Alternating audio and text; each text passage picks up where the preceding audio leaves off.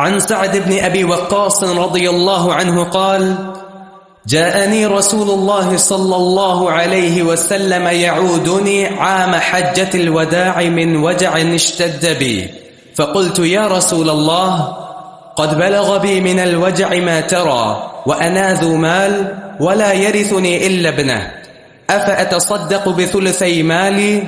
قال: لا. قلت: فالشطر يا رسول الله؟ قال: لا. قلت: فالثلث؟ قال: الثلث والثلث كثير، إنك أن تذر ورثتك أغنياء خير من أن تذرهم عالة يتكففون الناس، وإنك لن تنفق نفقة تبتغي بها وجه الله إلا أجرت بها حتى ما تجعل في امرأتك.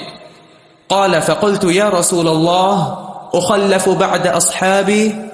قال: إنك لن تخلف فتعمل عملا تبتغي به وجه الله إلا ازددت به درجة ورفعة، ولعلك أن تخلف حتى ينتفع بك أقوام ويضر بك آخرون.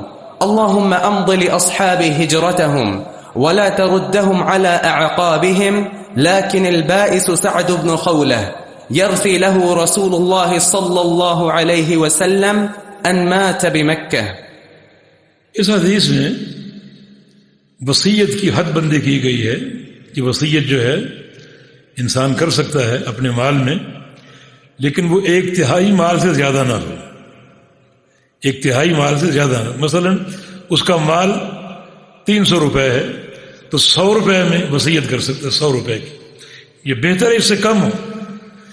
آخری حد 100 روپے یعنی 1/3، اس سے زیادہ نہیں.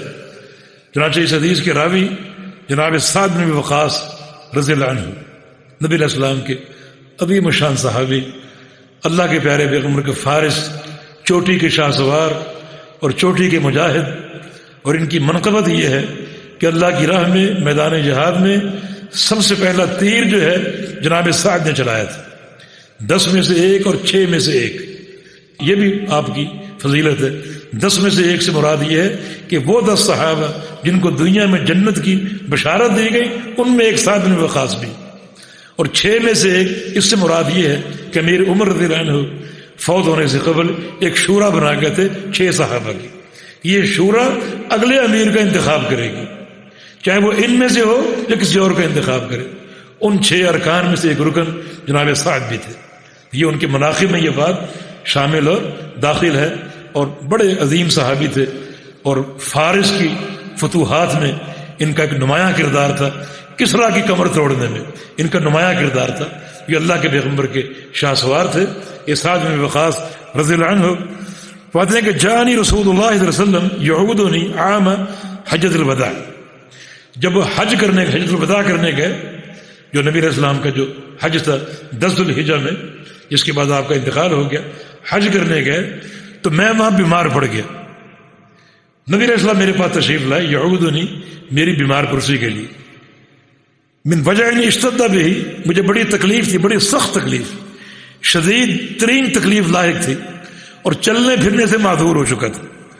فقلت یا رسول اللہ، میں نے عرض کی کہ یا رسول اللہ صلی اللہ علیہ وسلم، قد بلغ بی من الوجع ما ترى، میری تکلیف آپ دیکھ رہے ہیں کتنی شدید ہے. وانا ذو مال، اور میں بڑا مالدار. ولا يرثني الا ابن، اور میرے وارث میں صرف ایک بیٹی ہے، یعنی کمزور وارث. باقی وارث بھی صاحب حیثیت ہیں، لیکن کمزور وارث میں صرف ایک بیٹی ہے. اتنا مال ہے، ایک بیٹی کتنا لے لے گی؟ بہت مال ہے. تو اس میں سے تھوڑا سا حصہ اس کو کافی ہو جائے گا. اب اتصدق بثلثی مال، تو ایسا نہ کروں میں 2/3 مال صدقہ دے دوں اور باقی 1/3 مال میری بیٹی کو مل جائے. قال اللہ، فرمایا کہ نہیں. قلت، تو میں نے عرض کیا، فالشطر، چلے آدھا مال صدقہ کر دوں، یعنی وصیت کر جاؤں کہ آدھا مال میرے بعد صدقہ کر دیا جائے. قال اللہ، فرمایا کہ نہیں. قلت فالثلث، 1/3 مال صدقہ کر دوں، وصیت کر جاؤں. قال الثلث، ٹھیک ہے ثلث 1/3 کر سکتے ہو. والثلث کثیر، لیکن 1/3 بھی زیادہ ہے، اس سے کم ہو تو افضل ہے. آگے آپ پڑھیں گے کہ اس سے کم وصیت افضل ہے. 1/3 آخری حد ہے، اس سے اوپر جائز نہیں ہے. اور 1/3 جائز ہے اور اس سے کم جو ہے وہ افضل. فرمایا کہ انک انتظر ورثتک اغنیاء، اگر تم اپنے وارثوں کو مالدار چھوڑو، اتنا مال چھوڑو کہ تمہارے وارث، بیٹے بیٹیاں، بیوی، جو بھی وہ ورثاء ہیں وہ سب مالدار ہو جائیں، تو خیر، یہ زیادہ بہتر ہے، من ان تذرهم عالۃ، کہ تم ان کو فقیر چھوڑ دو.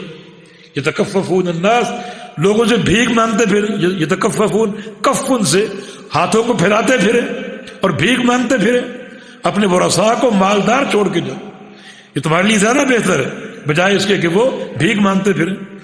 وَإِنَّكَ لَن تُنْفِقَ نَفَقَةً تَبْتَغِي بِهَا وَجْهَ اللَّهِ إِلَّا أُجِرْتَ بِهَا، اور اللہ کی قسم تم جو بھی نفقہ جو اللہ کی راہ میں کرو گے اللہ کی رضا کے لیے، وہ جو ہے ان کا تم کو اجر ملے گا اور اس کا تمہیں ثواب ملے گا.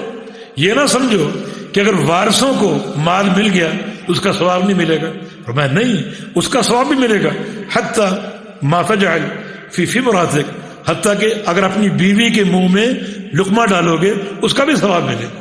تمہارے وارث اگر تمہارے مرنے کے بعد تمہارے مال کے وارث ہیں تو یہ نہیں کہ وہ ثواب سے خالی، نہیں، اس ترکے کا جو تم نے چھوڑا ان کے لیے وہ تمہارے لیے باعث اجر ہوگا اور باعث ثواب ہوگا. جس طرح صدقے کا ثواب ہے اس طرح وراثت کا بھی ثواب ہے.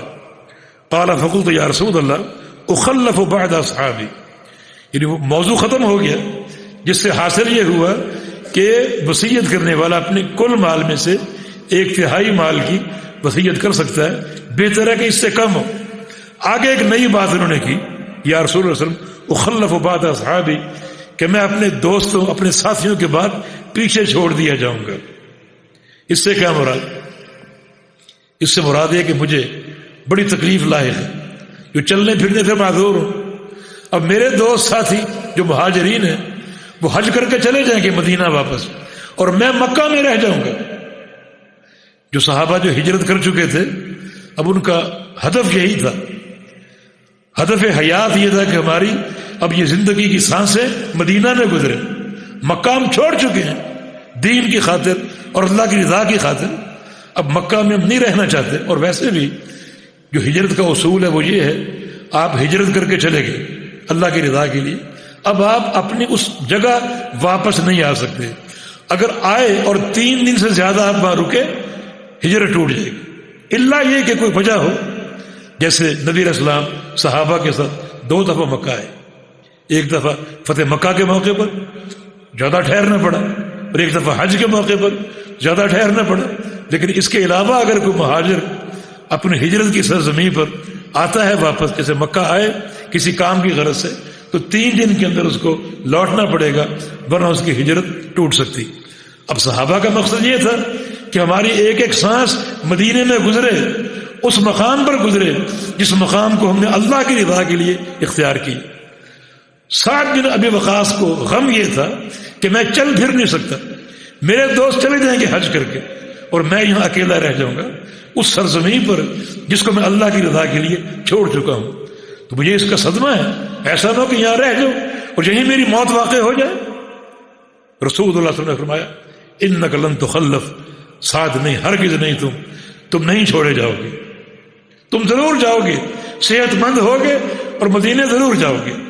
یہ آپ نے پیش گوئی فرمائی اللہ تعالیٰ کی وحی سے اور اللہ کے فرمانے سے، جو آپ کی نبوت کی صداقت کی دلیل ہے. کیونکہ اس کے بعد سعد ٹھیک ہو گئے، مدینے چلے گئے، لمبی عمر پائی، حتیٰ کہ امیر عمر کے دور میں فارس کی فتح میں نمایاں کردار ادا کی.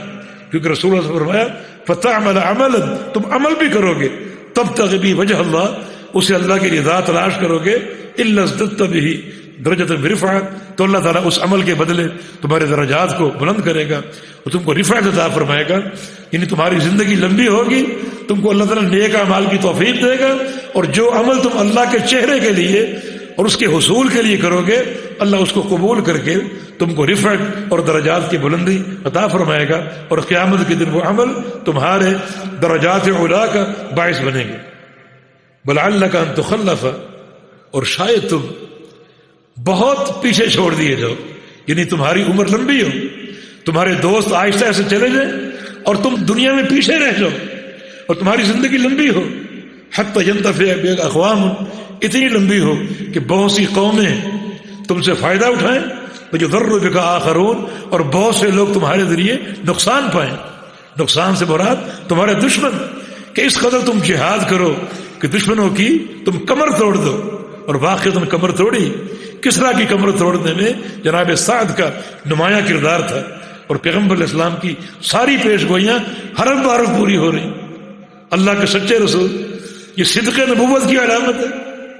جھوٹے نبی پیش گوئیاں کرتے اور ایک ایک کر کے جھوٹی ثابت ہوتی، لیکن ماننے والوں کے دلوں میں ایسی مہر لگی ہوتی ہے کہ اس کے باوجود نہیں مانتے اور نہیں چھوڑتے ان کا ساتھ۔ مرزا قادیانی، اس کی ایک پیش گوئی تھی، جمیلہ نامی ایک خاتون، کہ مجھے اللہ نے بتایا کہ میری اس سے شادی ہوگی۔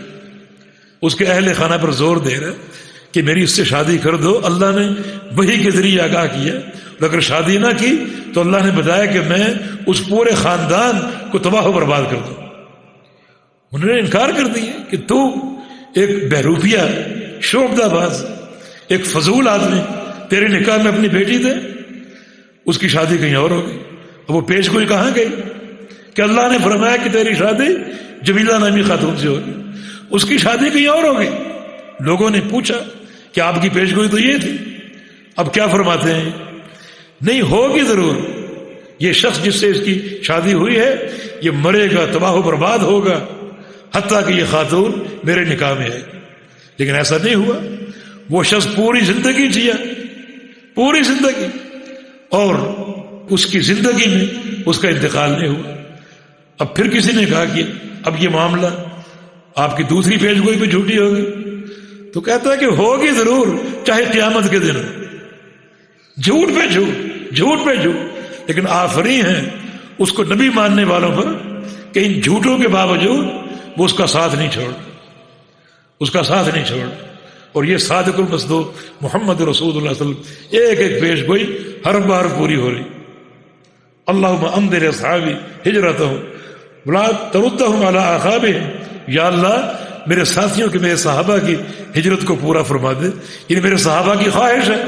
اب جب کہ ہم نے ہجرت کر لی تو ہماری زندگی کے سارے دن مدینے میں گزرے، اور ہم مکہ اگر آئیں بھی تو ایک محدود وقت کے لیے پھر مدینے لوٹ جائیں، تاکہ جو زمین ہم نے اللہ کی رضا کے لیے اختیار کی ہے اسی زمین پر ہم رہیں اور وہیں ہماری موت ہے۔ بلا تردہم علی اعقابہم، اور میرے ساتھیوں کو، میرے صحابہ کو ان کی ایڑیوں کے بل نہ لوٹانا، جس کا معنی ایک تو یہ ہے کہ وہ دین کو چھوڑ دیں، ایسا نہ ہو، اور ایک معنی یہ ہے کہ واپس پلٹ آئیں مکہ مکرمہ جہاں سے ہجرت کر کے آئیں۔ آگے فرمایا کہ لیکن البائس سعد بن خولہ، لیکن بیچارہ سعد بن خولہ، یرثی لہو، نبی علیہ السلام کو اس پر ترس آیا، ان مات بمکہ، یہ مہاجر تھا، ہجرت کر کے جو مدینے آیا تھا، لیکن مکہ آئے، بیمار پڑ گئے اور وہاں وہ فوت ہو گئے۔ اب فوت ہونے میں ان کا کوئی قصور نہیں، عمل دخل نہیں، لیکن صحابہ کی سوچ یہ تھی کہ ہماری موت مدینے میں ہے، کہ جس مقام کو ہم نے اختیار کیا وہاں موت ہے، جس مقام کو ہم نے چھوڑ دیا اس کو ہم نے چھوڑ دیا۔ آخری دن بھی مدینے میں گزرے اور موت بھی مدینے میں آئے، تو اللہ کے پیارے پیغمبر نے ایک ایسے عمل میں جس میں ان کا کوئی اختیار نہیں تھا ایک افسوس کا اظہار ضرور کیا کہ ان کی یہ خواہش پوری نہ ہو سکی، لیکن چونکہ ان کا اپنا قصور نہیں ہے، جان بوجھ کے ایسا نہیں ہوا، لیکن آپ نے ایک افسوس کا اظہار کیا کہ جو ان کی عرض ہجرت تھی وہاں ان کا آخری وقت جو ہے وہ نہیں آ سکا۔ جی